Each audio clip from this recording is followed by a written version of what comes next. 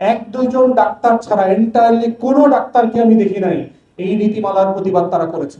বিষয় হচ্ছে যদি জেনেরিক নামের কথা বলেছি, যে একই ওষুধ বিভিন্ন কোম্পানি বিভিন্ন নামে বিক্রি করতে দেওয়া উচিত না।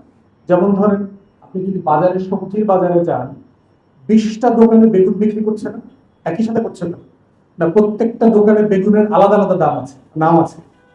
আপনি যদি শার্ট কিনতে যান মার্কেটে অথবা পাঞ্জাবি কিনতে যান, একই পাঞ্জাবি একই নামে 50টা দোকানে বিক্রি করছেন।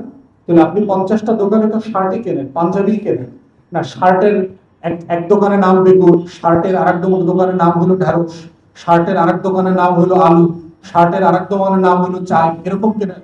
এটা কেনার দরকার কেন হয়? আপনি প্যারাসিটামল একটা নামেই প্যারাসিটামল থাকবে।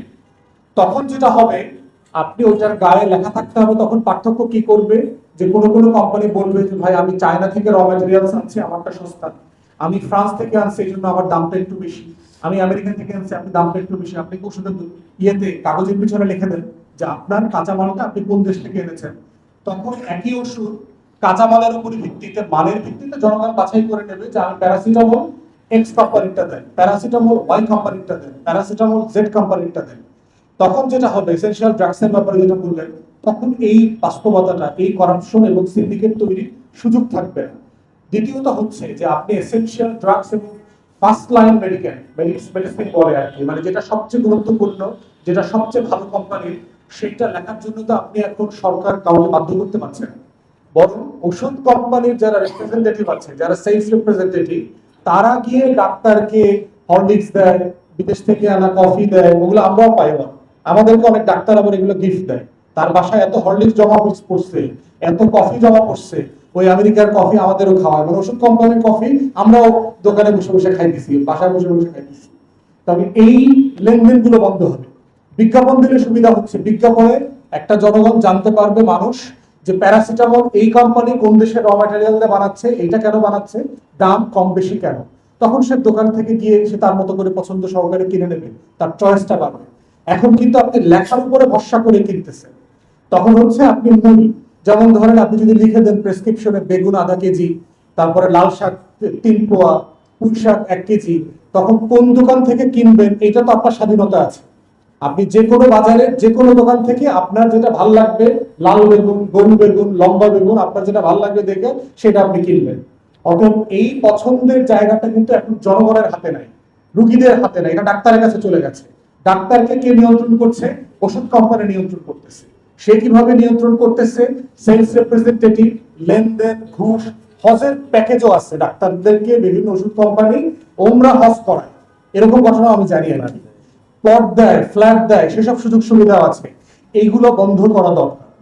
রাজনীতি আমরা যারা করছি, রাজনৈতিক দল এবং কর্মীদের আমাদের দায় হচ্ছে জনগণের হয়ে, জনগণের পক্ষ নিয়ে কথা বলা। তার জন্য যেটা সুবিধা হবে সেটা করা। আপনাদের ওষুধ মালিক কোম্পানির তো কৃতজ্ঞ থাকার কথা ছিল যে 82 ওষুধ নীতিমালার কারণে বিদেশি 8টা কোম্পানি তো পারে লেজ গুটায় দেশ থেকে চলে গেছে। আপনারা তো ওদের কর্মচারী ছিলেন, এখন আপনারা মালিক হতে পারছেন।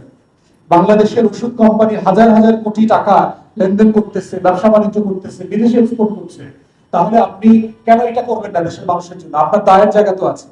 আর যেইটার দাম বাড়াবে সেইটা আসলে নতুন গুরুত্বপূর্ণ ওষুধ, যেগুলো এক্সট্রিম ওষুধ, আপনি যেটা এক্সপোর্ট করছেন, প্রয়োজনে সরকারের কাছ থেকে আপনি এক্সপোর্টের আলাদা দাম ঠিক করে নেন। প্যারাসিটামল যেটা বাংলাদেশে বিক্রি করবেন 1 টাকা, যেটা ইংল্যান্ডে পাঠাবেন 10 টাকা বিক্রি করেন। বিদেশের কাছে তো বিক্রি করতে আমাদের কোনো দায় নাই, আমাদের কোনো সমস্যা নাই।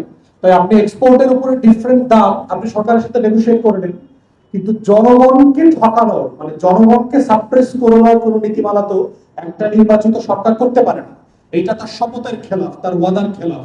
এবং দুঃখজনক হলেও সত্য, বাংলাদেশের গণমাধ্যম, বাংলাদেশের ডাক্তার কমিউনিটি যারা আছেন, বাংলাদেশের ওষুধ মালিক শিল্প সমিতি বা রাজনীতিবিদ, সরকারি দল, সবাই চোখ দেখবেন। এক দুইজন ডাক্তার ছাড়া এন্টায়ারলি কোনো ডাক্তারকে আমি দেখি নাই এই নীতিমালার প্রতিবাদ তারা করেছে, যেটা খুবই দুঃখজনক। অথচ আপনারা অধিকাংশ ডাক্তার জনগণের ট্যাক্সের পয়সায় সরকারি মেডিকেল কলেজে বিনামূল্যে স্কলারশিপ পেয়ে পড়েছেন।